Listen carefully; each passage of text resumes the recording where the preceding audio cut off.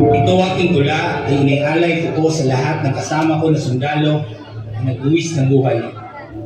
Lumalaban sa kapayapaan, katahimikan at seguridad ng ating bansa. Lalo na sa Marawi City. Ako ay Pilipino.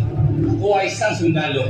Lilingkod ng tapat sa mga tao na hindi natulog nyo sa gabi. Kami naman ay gising na kabantay sa inyo. Inialay ang buhay, makapagbigay lang ng serbisyong tunay at totoo para sa inang bayan at sa buong mundo. Musliman o Kristyano, anuman ang relihiyon mo, tayo ay magkaisa para sa matibay na pananampalataya ng ating bansa. Bilang sundalo, bilang sundalo, bilang sundalo, ipagpatuloy ang mabuti. Babalik na si Papa sa Marawi. Mag-inis kita. Papa.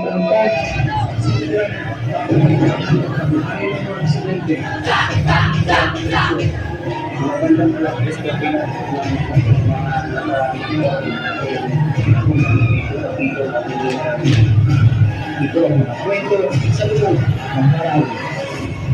Marahil ang pinakamatagal na gera sa Pilipinas sa kasaysayan sa loob ng isang lungsod. Masasaksi na natin ang lumalagay ang mga sarili ng ating mga terorista bomb.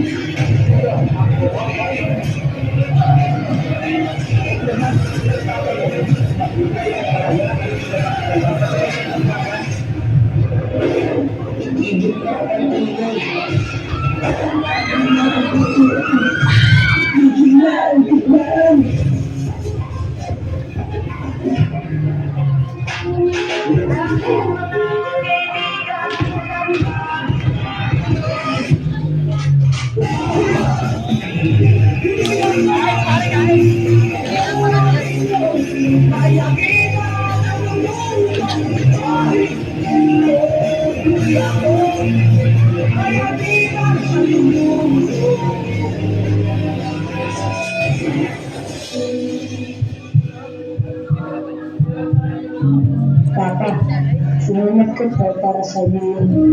Bukas ko ay makapag-graduate na po ako. Ito ang masalit ng medalya ko ah. Hihintayin ko po kayo. Nagmamahal, anak.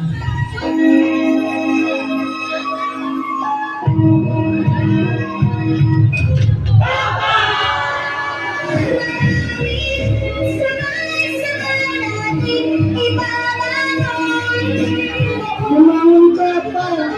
Sabi mo maglalaro pa tayo. Sabi mo uuwi ka.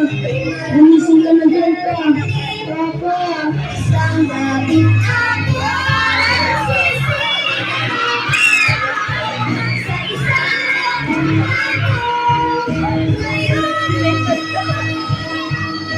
Itigil na ang digmaan.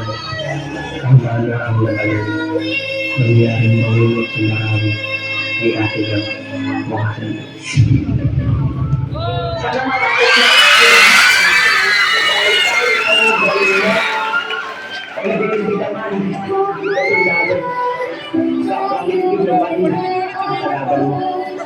Marawi ka rin ang isang lapit hapon. Sisigaw ka harap sa isang